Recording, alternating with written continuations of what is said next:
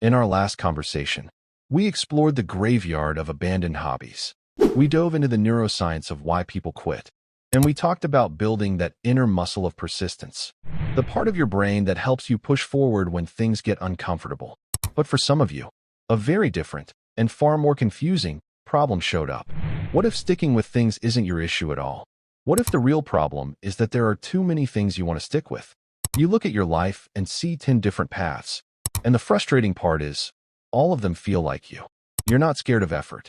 You're frozen by choice. This is what's known as the scanner's dilemma, perfectly summed up by the sentence, I feel like I could do anything if I just knew what that thing was. Society, of course, has a label for people like you. They call you a dilettante, a jack of all trades, master of none. And the anxiety that comes with that label is heavy. It can feel like your greatest strength, your curiosity, is also your biggest career weakness. Today, we're going to dismantle that fear. We're going to look at the hidden geometry of successful careers. And more importantly, we're going to map a path for people who were never meant to be just one thing. First, we need to understand why traditional career advice feels like a trap. For most of the last century, the world celebrated specialists. Society was predictable, almost like a chessboard. The rules were stable. The winning move was to go extremely deep in one narrow field. Psychologists call this a kind learning environment. It rewards repetition. It rewards consistency. This is the world of the I-shaped person, someone with one deep pillar of expertise. But that's not the world we live in anymore. Today's world is a wicked learning environment. The rules constantly shift. Feedback is delayed. Patterns are unclear. Think about the difference between a golfer and a firefighter. A golfer operates in a kind environment. The rules never change and feedback is immediate. A firefighter operates in a wicked one. Every situation is different, and yesterday's expertise might not apply today. In a wicked world, hyper-specialization can create blind spots. To be clear, we still need specialists. Their depth is incredibly valuable. The problem isn't specialization itself. The problem is treating it as the only valid path. When one standard is used to measure everyone, people like you are made to feel broken. When your brain is simply wired for a different kind of reality. To build a career that actually fits your mind, you need to stop thinking in job titles and start thinking in shapes. The I-shaped person is the specialist. On the opposite end is the dash-shaped person. Wide but shallow. A little knowledge about everything, but no solid ground to stand on. That lack of depth creates anxiety because it feels like you're floating, skilled but unanchored. But there's another shape, and for a brain like yours, it's the most powerful one. The M-shaped professional, the polymath. Imagine this. One deep pillar is data science. That's where you go deep. That's what pays the bills. Another pillar is storytelling. You go deep there too. And connecting them is a wide bridge of interests. Psychology, history, design. Suddenly, you're not a distracted data scientist.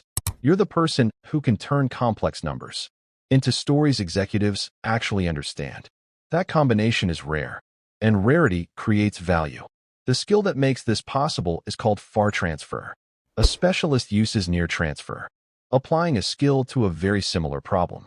A polymath uses far transfer. They recognize patterns beneath the surface and apply them across completely different fields. Someone who understands tree root systems might suddenly see a better way to design a database. A musician who understands harmony might see a more elegant structure in software code. That's far transfer. It's seeing the music, not just the notes. And all those random interests you've collected over the years, they're not distractions. They're your personal library of metaphors, the raw material for original insight. So how do you actually build this kind of life? You need a different strategy. The first is serial mastery. You cannot build all pillars at once. That just leads back to shallow progress. Instead, you choose one pillar and commit to it for a season. 6 months, 12 months, maybe 18. And here's the key. You're not choosing for life. You're choosing for now. A strong first pillar is often the one that creates stability, or the one that genuinely excites you right now. Pick one. Give yourself permission to focus. Build it until you've mastered the core 80%. Not perfection, just fluency. When your curiosity feels satisfied, you don't quit. You graduate. This isn't running away from difficulty. This is strategic quitting. a conscious transition into your next pillar. The second strategy is reframing your job. Many great polymaths did this. Einstein worked as a patent clerk. His job gave him stability without draining his mind. That mental surplus is what allowed him to explore the universe. Your job isn't just a paycheck. It's a strategic asset. A low-drain job gives you energy to build other pillars. A high-passion, high-stress job might sound exciting, but if it consumes everything you have, there's no room left for exploration. The final piece is a system. A scanner's brain produces more ideas than it can hold. Your mind is a factory, but your working memory is a tiny desk. If you don't move ideas off the desk, everything collapses into overwhelm. That's why you need an external system. Nicholas Luhmann, who published over 70 books, used a system called a Zettelkasten. Small notes, linked over time, forming a living web of ideas. When you fall in love with medieval architecture for a week, capture it, store it. When the obsession fades, you can let it go without guilt. Years later, while designing a website, you might realize the structure of a cathedral is the exact metaphor you need. That's where the magic happens, but only if you save the dots to connect later. So let's bring it all together. You are not unfocused. You are not lazy. You are not broken. You are a scanner, a potential polymath.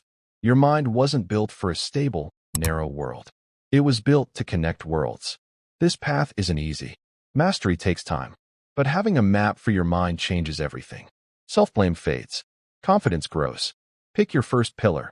Build it with focus. Use your job as a platform, not a prison. And build a system that can hold your endless curiosity. You were never meant to master just one thing. You were meant to see how everything connects.